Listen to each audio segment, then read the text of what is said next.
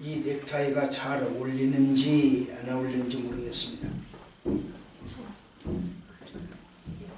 어울리든 안 어울리든 저한테는 좋아요. 왜냐하면 우리 권사님이 기도하신 대로 여러분이 세운 네팔의 성토신학교 학생들 4회 졸업식을 이번에 했는데 그 아이들이 사은의 기념품으로 준 것이기 때문에 저는 좋아요. 촌스럽다고 해도 좋고 유행이 지났다고 해도 좋고 뭐 안 어울린다고 해도 좋고 어쩌고 좋아요. 그래도 저는 사회 졸업하는 학생들이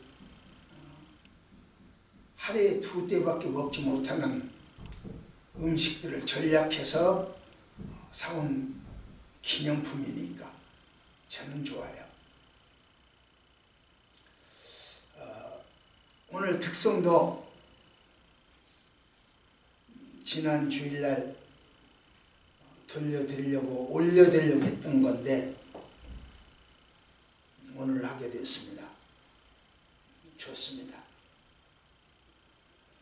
청하를 통일한 진시황은 불로초를 구웠고 만리장성을 쌓고 그래서 영생불사를 꿈꿨지만 결국 이루지 못하고 죽었습니다. 로마의 휴일이라고 하는 영화에서 앤 공주 역을 맡았던 그리고 오스카상을 받았던 오드리 헵번 아주 정신없는 이미지로 세계인을 사로잡았죠. 권투 역사상 최대의 흥행을 이루었고 인권운동가였던 무하마드 알리. 연봉을 단 1불로 정하고 애플을 창시해서 지금은 억만장자가 되었던 스티븐 잡스. 채권으로 북한을 통제하고 장악해서 천년만년 살아갈 것처럼 했던 김일성. 모두 다 세상을 떠났습니다. 그런가 하면 어떤 이단의 교주는 14만 4천 명만 되면 이 땅에 종말이 온다고 큰소리 치더니 그게 불발로 터지자 이제 그보다 더 쇼킹한 이야기를 해야 되겠다 싶었는지 자기는 육체적으로 영원히 죽지 않는다고 영생불사를 선언했습니다. 점점 쇼킹한 이야기가 필요했던 것이겠죠. 그래도 그도 광주에 있는 모 병원에 남몰래 극비에 입원했었습니다. 늙어가고 죽어가는 육체는 어떻게 할 수가 없어서 1시간이라도 더 살겠다고 그렇게 했었죠. 재산이 13조로 가만히 있어도 잠을 자도 매달 선천억이 불어나는 이건희 지금은 병상에 누워서 아무것도 볼 수 없습니다. 여러분들은 이분들 중 누구처럼 살고 싶습니까?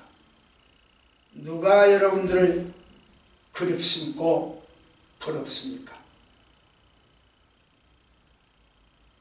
노후 준비 우리 권사님은 잘 되고 있죠. 지금 하루하루 살아가는 것이 노후 준비니까. 연금이 그대로 쌓일 테니까. 그러나 많은 사람들 늙어 죽을 때까지 일해야 돼요.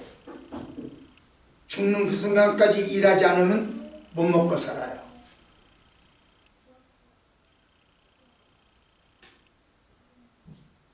그러니까 노후 준비를 잘해야 돼요. 여러분들이 가장 부럽고 닮고 싶은 사람이 누군지는 모르겠으나 저는 여러분들에게 오늘 이렇게 삽시다, 이렇게 말하고 싶습니다.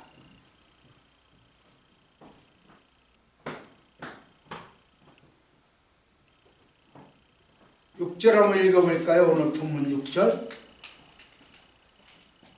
본문 6절 시작. 가르침을 받는 자는 말씀을 가르치는 자와 오른쪽은 함께하라. 예.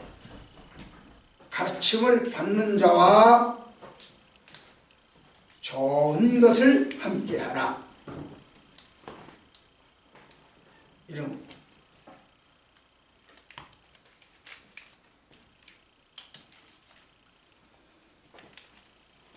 초대교회는요, 순회 전도자라고 있었어요. 무슨 이야기냐면 이런 이야기입니다. 한 사람이 오늘은 이쪽 교회에서 복음을 전하고 내일은 저쪽 교회에서 복음을 전하고 교회마다 순회하면서 복음을 전했어요. 그러니까 복음을 전하는 사람 따로 있고 그 복음을 듣는 사람 따로 있었어요. 우리 교회도 그렇지 않습니까? 물론 그래요. 우리 교회도 복음 전하는 사람 따로 있고 듣는 사람 따로 있죠. 그런데 저는 여기에만 푹박이죠. 다른 교회는 오늘도 이제 오후에 가기는 갑니다만 그냥 그렇게 하루 뭐 한 번 이렇게 그 비측정으로 초대받아서 가는 건 말고 그 사람들은 정기적으로 그렇게 갔다는 거죠. 그래서 가르침을 받는 자가 있고 가르치는 자가 둘로 나눠져 있었어요. 그럼 이 두 사람이 어떤 관계여야 하느냐? 오늘 본문에 보니까 서로 좋은 것을 주고받는 관계여야 한다, 그렇게 이야기합니다. 그러면 좋은 것이 뭐냐는 거죠. 본문에서 말하고 있는 좋은 것, 한마디로 이야기하면 제일 먼저 말할 수 있는 것은 물질이요. 물질을 우리가 물질 좋잖아요. 여러분은 안 좋은지 모르겠는데 저는 좋거든요. 이 물질, 이 물질 좋은 것을 함께 하라, 그렇게 이야기하고 있습니다. 한마디로 표현하면 목회자의 생활비를 책임져라, 그런 이야기예요. 하지만 내가 교회에 얼마의 헌금을 하고 내 의무를 다했다라고 생각하면 곤란합니다. 그 물질 속에 성도의 영과 성도의 도덕과 성도의 혼이 들어있지 아니하면은 그 물질은 아무런 자기에게 의미가 없어요. 오늘 여러분들이 이만큼 헌금을 했다. 그런데 이 헌금 속에 여러분들의 혼과 여러분들의 영과 여러분들의 정성이 이 속에 포함되지 아니하면 이 물질과 여러분과는 전혀 관계가 없다, 그런 뜻입니다. 따라서 내가 얼마의 헌금을 하든지 간에 그 헌금 속에는 영과 혼과 정신이 포함되어 있어야 한다는 뜻입니다. 성경은 자기 육체를 씻는 자는 육체로부터 썩어질 것을 거둔다고 이야기하고 있습니다. 우리가 바치는 헌금에는 영적이고도 도덕적인 선이 포함되어야 된다는 거죠. 자기 의무나 의무 때문에 어쩔 수 없으거나 체면 때문에 어쩔 수 없거나 자기가 받을 이걸 바쳐야 복 받는다 라고 하는 생각 때문에 바치는 것은 육체를 위하여 심는 것에 불과하다는 뜻입니다. 그러므로 거두는 것도 육체를 위하여 거두게 되는 거죠.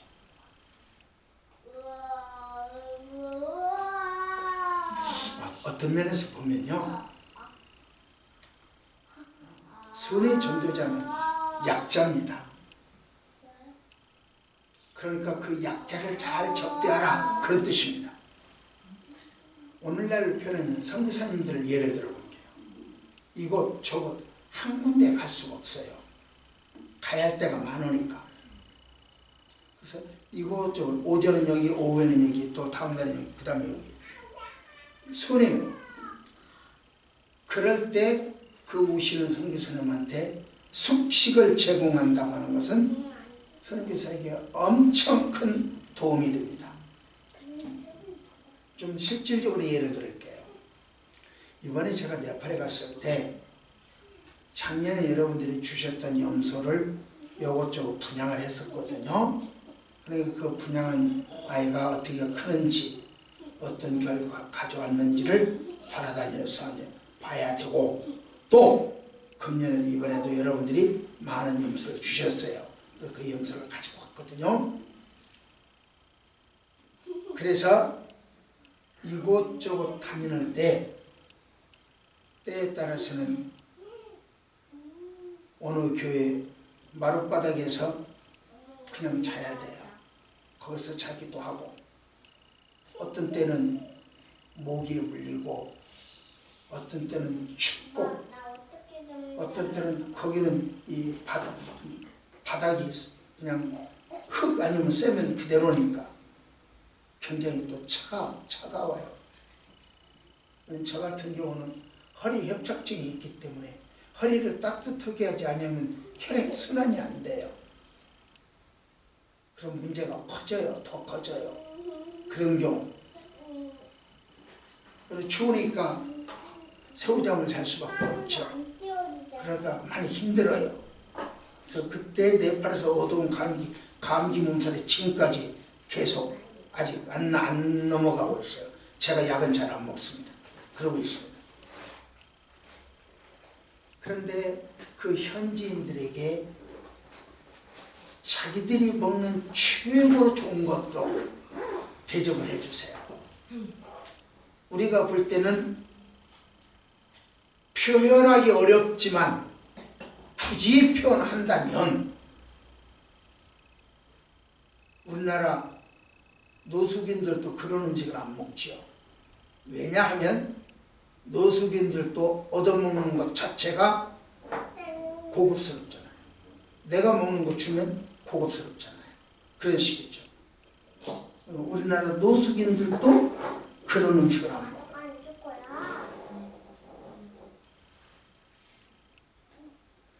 그러는 동안 밀림을 갔습니다. 4시간 동안 요리조리 헤매면서 밀림에서 길을 잃으면 헤매야 돼요.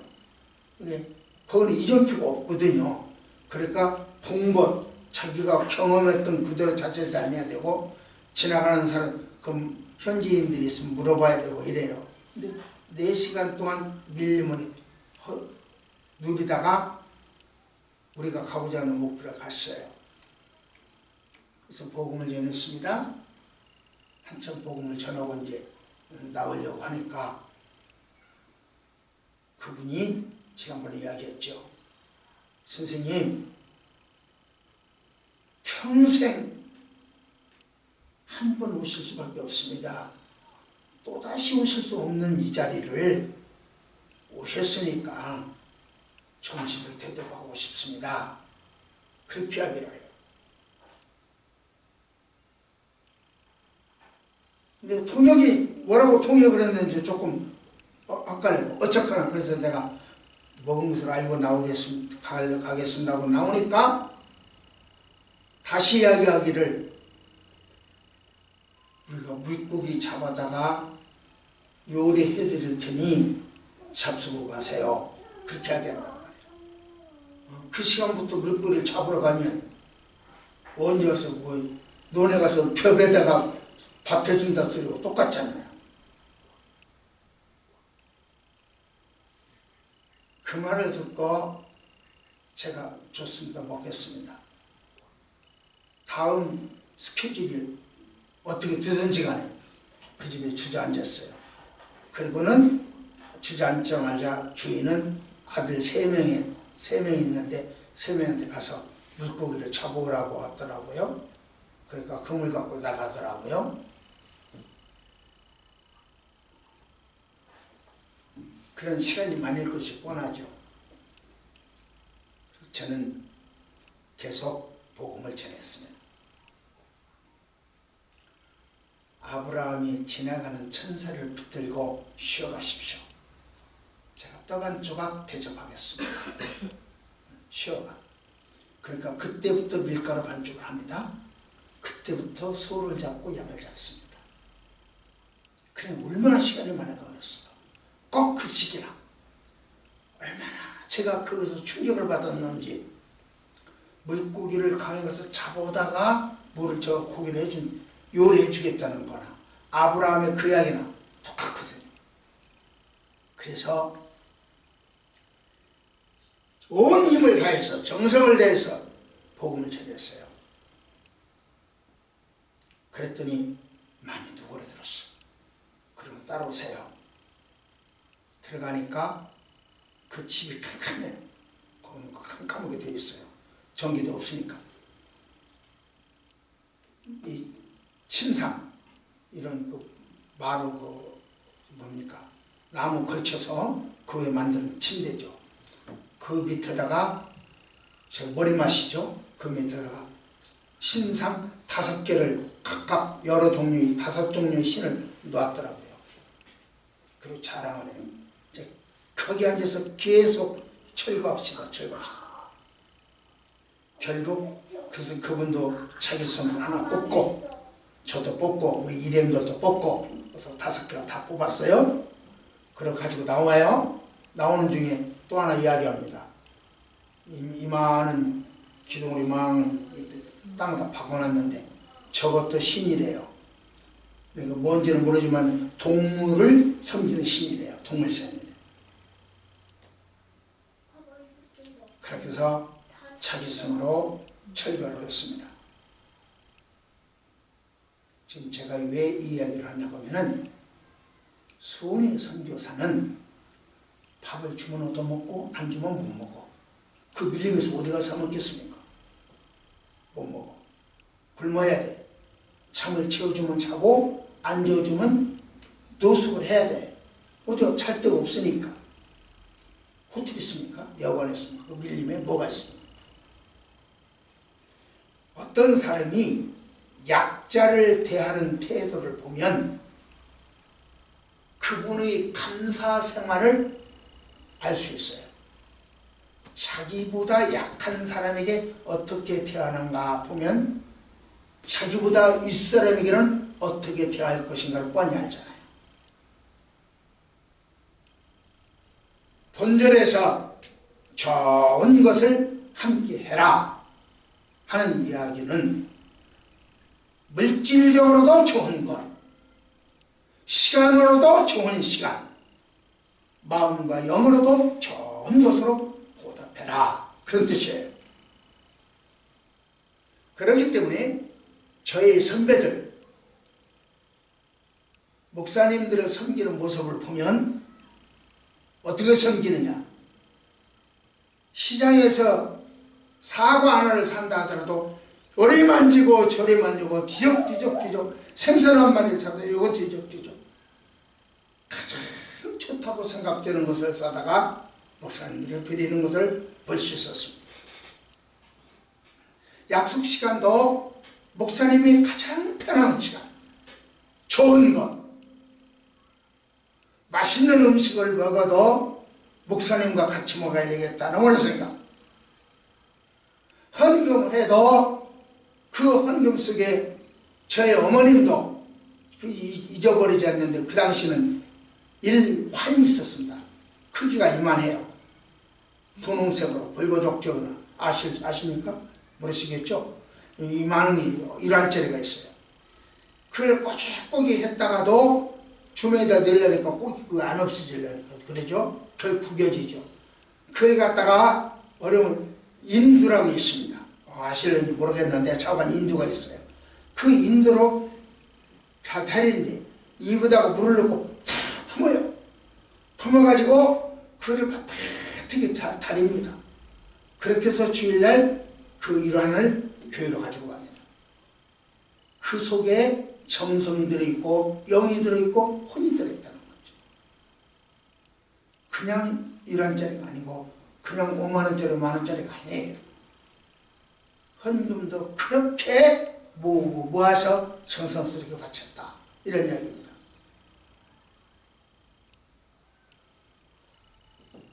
제 형님 딸 조카죠. 지금은 권사가 되었습니다만 그 아이를 주일학교 때 제가 고등학생이었어요.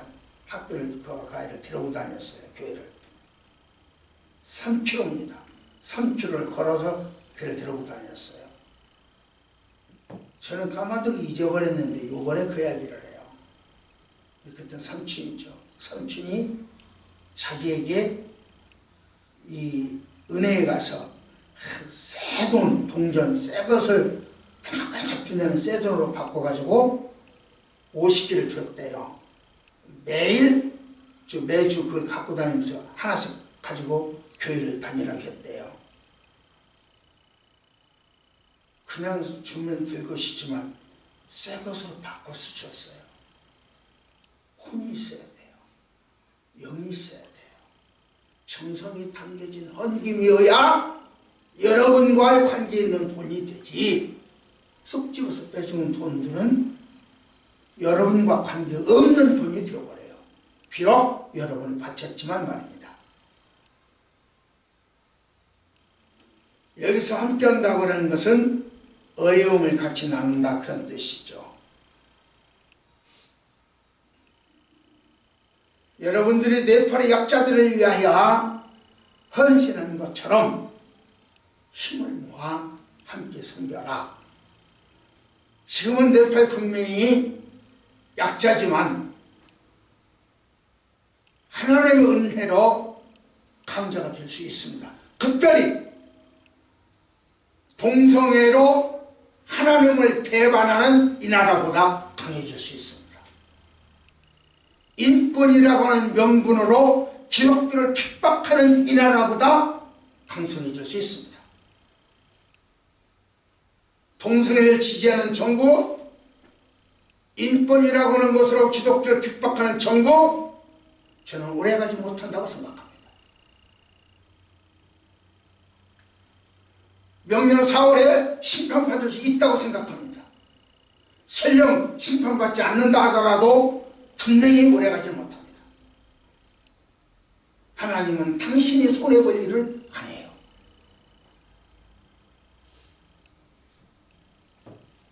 느부갓네살도 망했고 아수르도 망했고 페르시아도 망했고 하나님을 배반했던 사람들은 망하지 않은 사람이 없어요.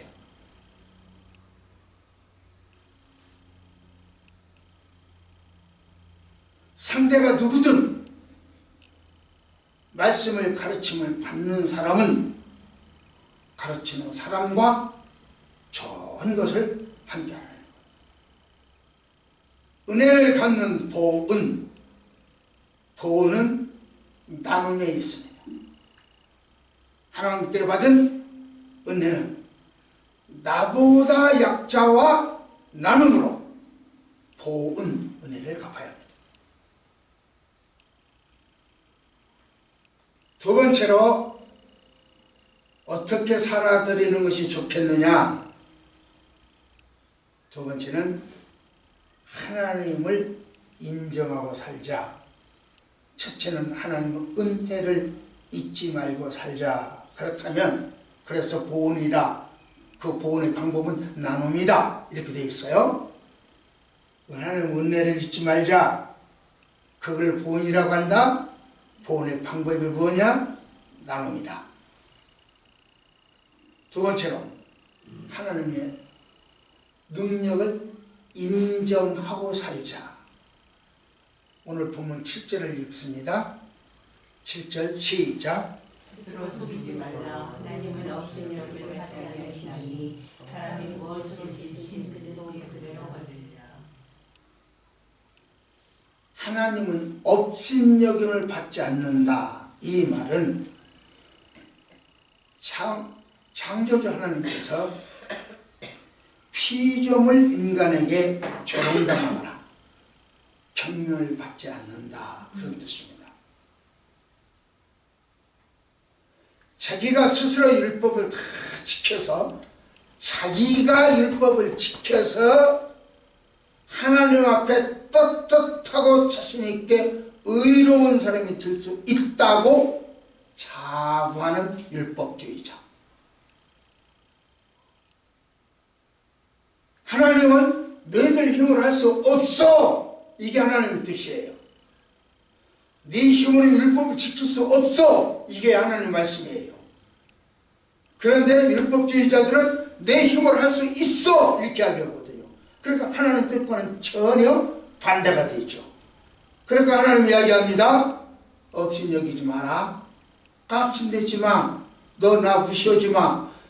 내가 너가 할 수 없다고 했는데 니는 할 수 있다고 해? 값인내지 마. 야, 동성애를 내가 나쁘다고 했는데 니는 좋다고 해? 값인내지 마. 똑같은 이야기예요.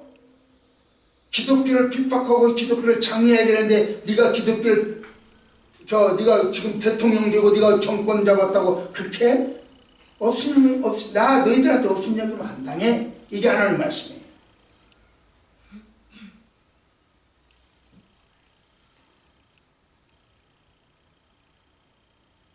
결국 하나님의 진노를 피하지 못한다는 거죠. 그러기에 성경은 누누이 이야기합니다. 심은 대로 거두리라. 말씀을 지키려고 몸부림치면 그대로 거둘 것이고, 이 땅이 좋다고 동생애로 쾌락을 누리고 인권으로 정권을 휘어잡고 그렇게 한다? 그러면 또 그거 심은 대로 거둘 것이다.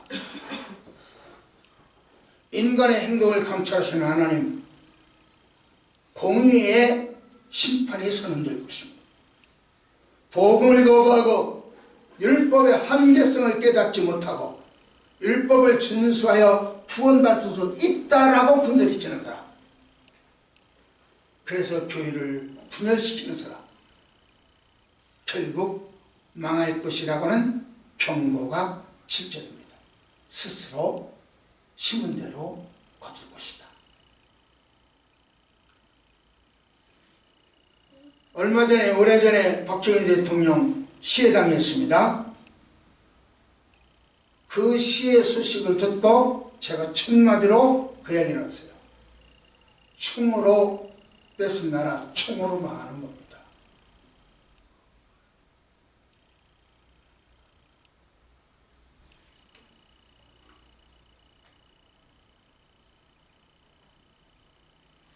우리 교회의 사역 중에 하나가 이단을 척결하고 진리를 수호하자는 이야기죠. 그럼 여러분들 중에 그런 소리 들었는지 모르겠습니다. 너 교회에서 그렇게 이단 척결하려고 노력을 한다면 결과가 뭐냐?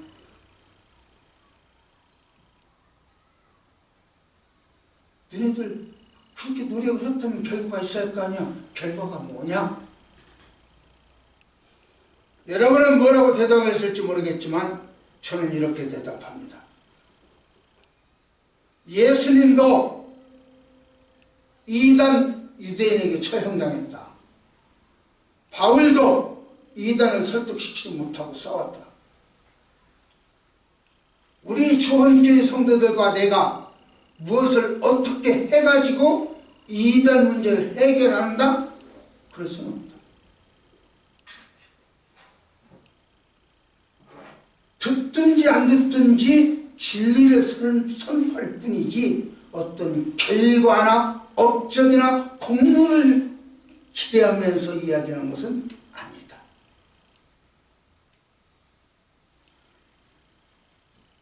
업적도 공로도 결과도 눈에 보이지 않는다 할지라도, 이 눈에 아무런 것도 보이지 않는다 할지라도 반드시 거두는 그날이 올 것이다. 우리는 우리가 희가 죽으면 우리 교회에 나오겠다고 하는 그 동네 강사들이 있기에 나는 그분들을 믿어준다.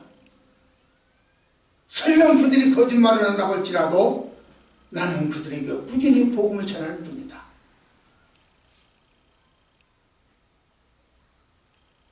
8절 한번 보실까요? 8절 다 같이 읽습니다. 시작. 자기 육체를 위하여 심는 자는 육체로서 썩을 것을 거두고 성령을 위하여 심는 자는 성령으로서 영생을 거두리라. 육체를 위하여 심는 자라고는 무슨 말이냐?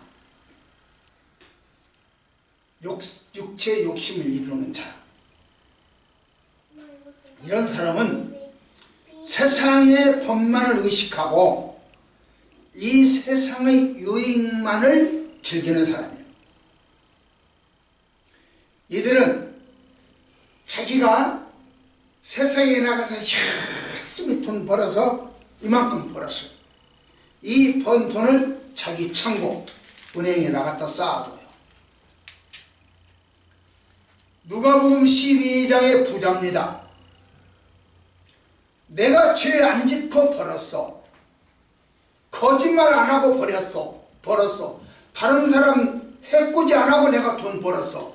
내가 벌어서 내 돈 은행에 넣어놨어. 뭐가 잘못이냐? 잘못 없죠. 세상 법으로 보면 전혀 잘못이 없습니다. 그게 누가복음 12장 이야기입니다. 그런데 그 사람 죽었거든요. 그러면 세상 법과 성경의 법은 다르구나, 이걸 알 수가 있겠죠. 누가복음 16장의 부자를 보십시오.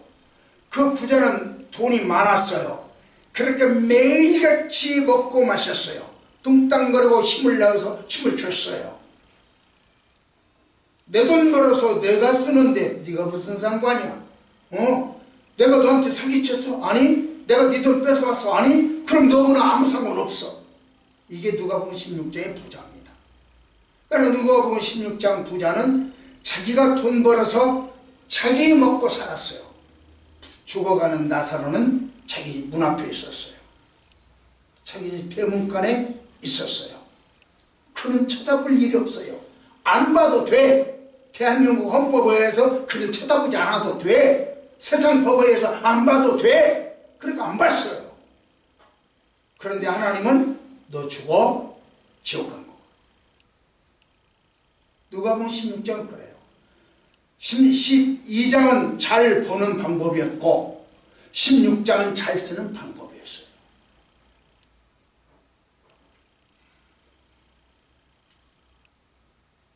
그게 육체를 향하여 세상 법을 따라가는 사람들의 방법이에요.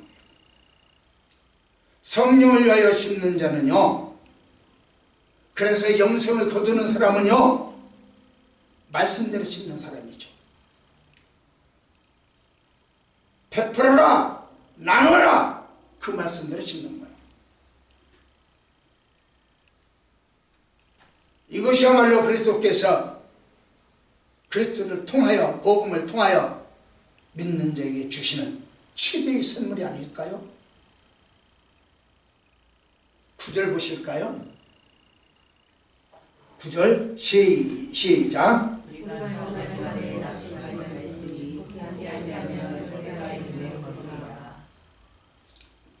선을 행하되 낙심하지 말라, 그렇게 이야기합니다. 이 선이라고 하는 것은 좋은 거예요. 아까 6절에서 이야기한 좋은 거. 인간이요, 선을 행하다가 낙심하기는 참 쉬워요. 참 쉬워요. 왜? 인간은 본래 선을 행할 능력이 없는 존재거든요. 그런데 어쩌다가 선을 착한 일 한번 하려고 해요. 그런데 낙심할 조건들이 생겨. 그럼 포기해버려요. 핑계김에, 자빠진 김에, 언덕이 있는 김에 무너져버려요. 가령 내가 모처럼 큰맘 먹고 누가복음 16장의 부자든 12장의 부자든 작은 이걸 갖다 이만큼 쓰려고 해.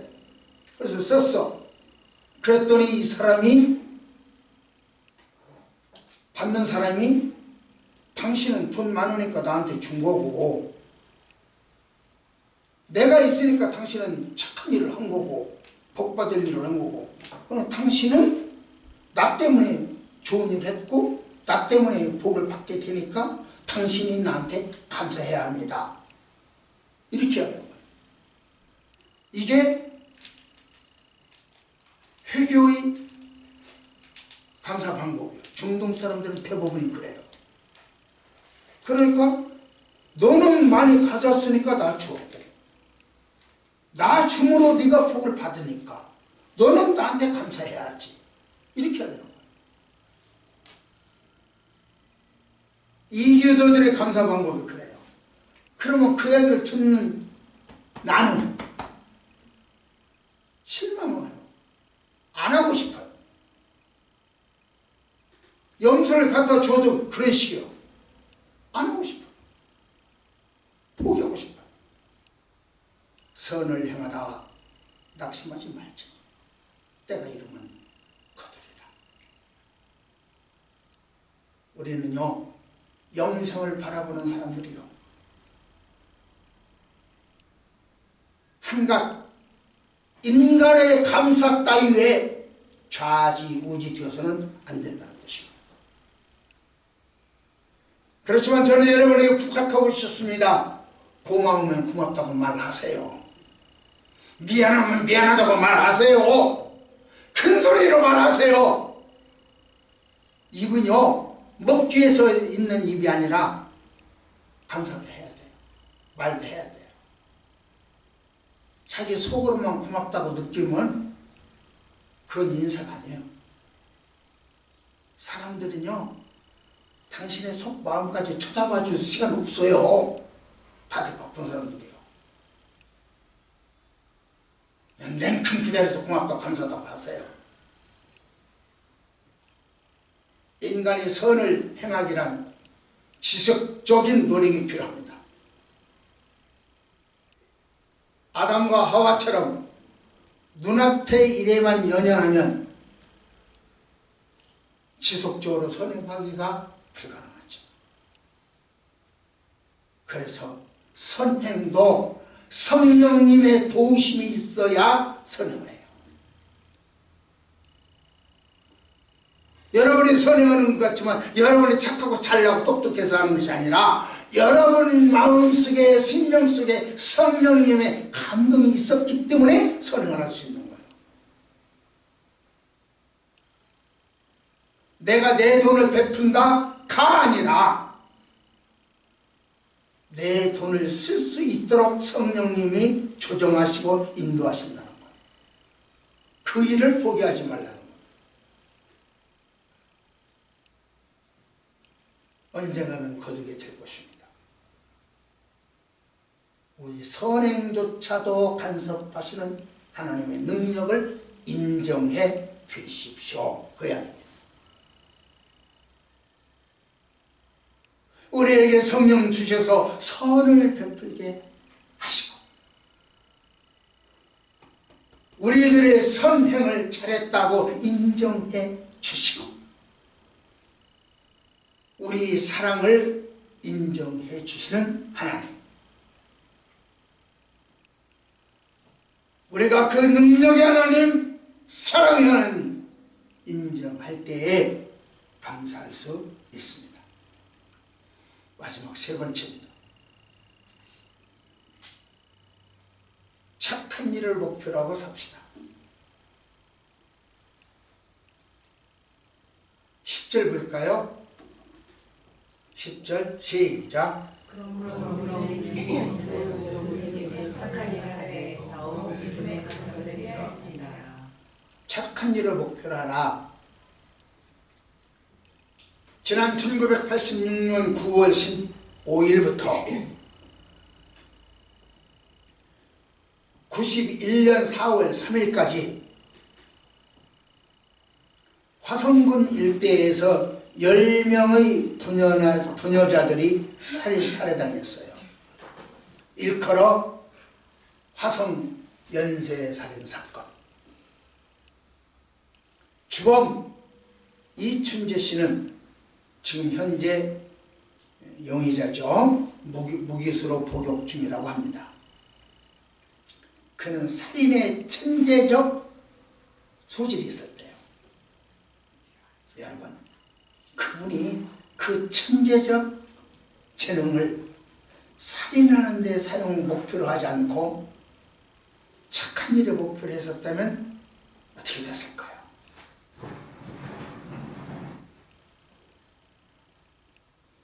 주의 재림과 심판을 바라보는 성도들은 결코 악에 굴복하지 않습니다.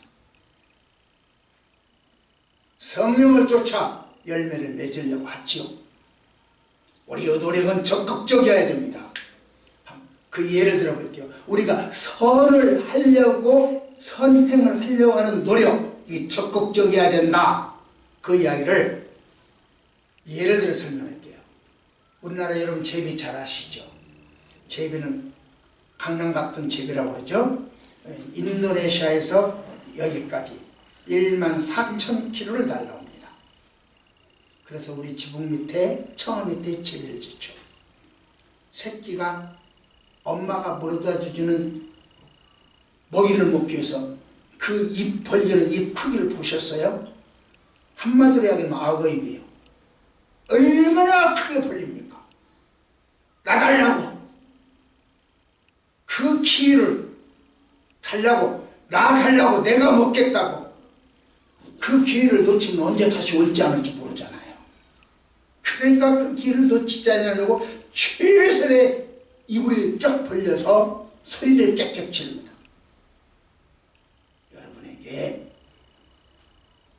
선행의 기회가 주어지거들랑 그렇게 받아들이십시오.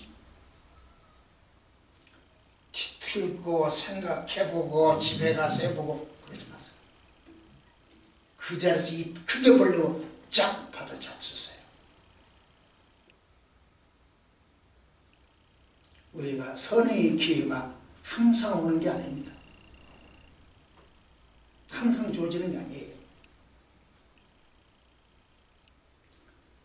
그렇다면 누구한테 선행을 베풀까? 안 목사님한테 선행 베풀면 되겠지. 교회에다 베풀면 되겠지. 예, 틀린 거 아니죠. 오늘 본문에 보니까 모든 이에게 하라 그렇게 이야기합니다. 특별히 믿음의 가정에게 해라 그렇게 이야기합니다. 어떤 사람은요, 이 말씀을 근거로 해서 장학금도 우리 교회에 나와야 되고, 구제도 우리 교회에 나와야 되고, 선행도 우리 교회에 나와야 된다, 그렇게 이야기하는 사람이 있어요.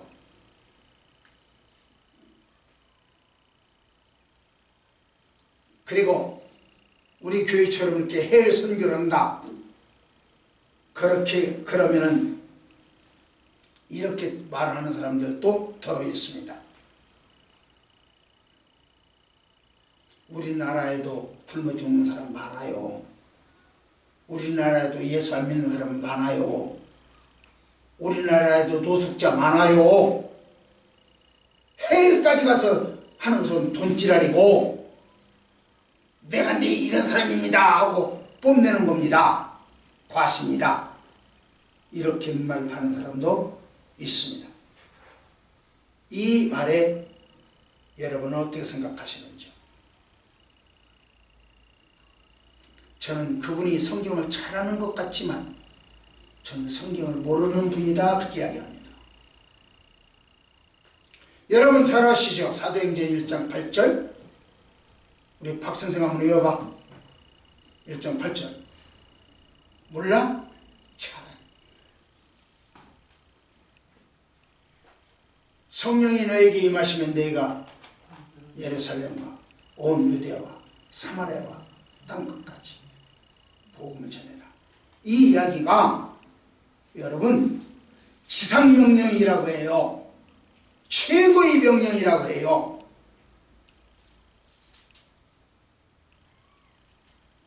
그러면 온 유대부터 전하고, 그 다음 예루살렘부터 전하고, 그 다음에 유대에 전하고, 그 다음에 사마리아 전하고, 그 다음에 세계를 전해야 된다. 순차적으로 이야기가 아니에요. 예루살렘 전환과 동시에 세계도 나가고 온 유대도 나가고 사마리아도 나가고 동시다발적이요. 유대 끝나고 예루살렘 끝나고 유대 끝나고 사마리아 끝나고 세계. 그 이야기가 아니요. 순차적이 아니에요. 성경은 좀 똑바로 알아야 돼요. 동시다발적이요. 그러니 안양 교원교회에서 안양 시내를 복음을 전하고 서울시에도 복음을 전하며 네팔에도 복음을 전하고 동시다발적이요. 요즘 우리 교회는 빈익빈 부익부 현상이 뚜렷하죠.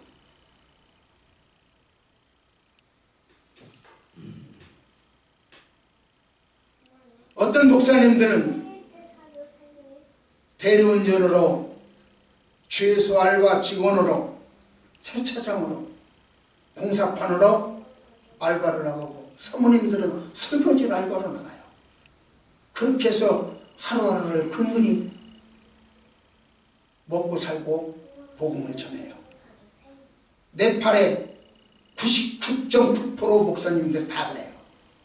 자기 집 농사들은 어떤 직업이 있어요. 그 직업이 있고 그렇게 또 복음을 전해요. 그러면 그 사람들은요, 네팔 그분들은 목사님이 그렇게 투잡, 쓰리잡을 하시면서도 자기가 개척한 교회는 대개 10개 이상이에요. 교회를 개척을 해요. 자기가 그 일을 하고 먹고 살고 하면서 또 복음을 전하면서 교회를 개척해요. 그래서 지교회가 많아요. 10개 이상인데요. 그러니까 이번에도 어떤 분이 염소 15마리만 주세요. 왜? 우리 교회 10개의 지교회가 있는데 그 중에 3개 교회는 살기 참 힘들어요. 염소 좀 줘서 키워가지고 살게 해주십시다. 좀 주세요.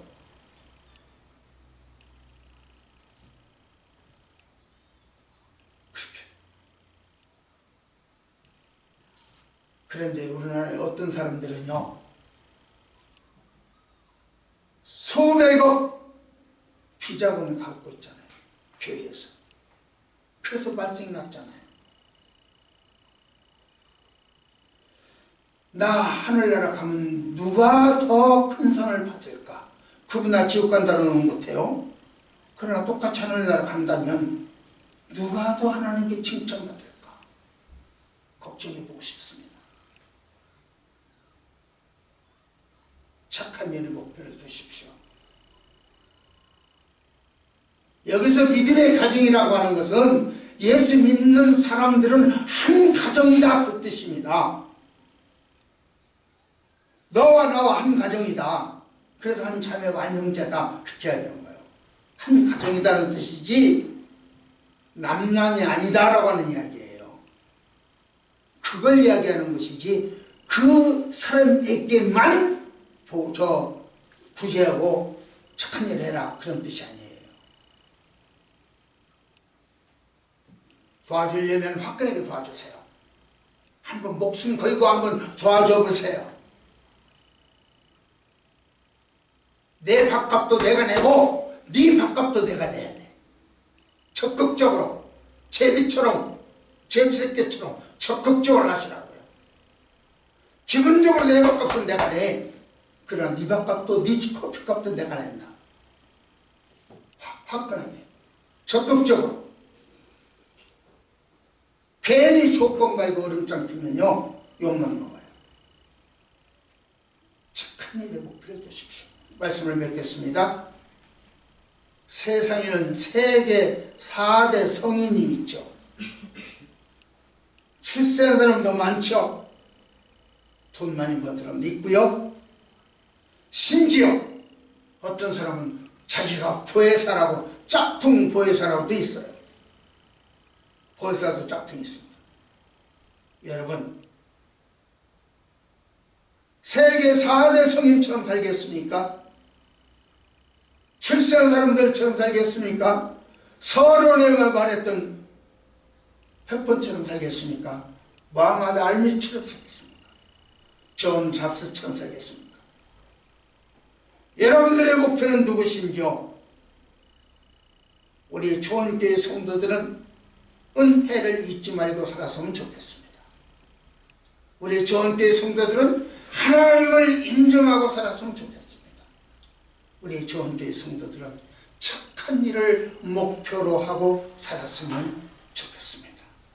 기도하십시다. 하나님, 이 아침 선포된 말씀이 잘 박힌 못이 되어 우리들 성도들의 가슴에 불타게 하옵소서. 예수님 이름으로 간절히 기도드리옵나이다.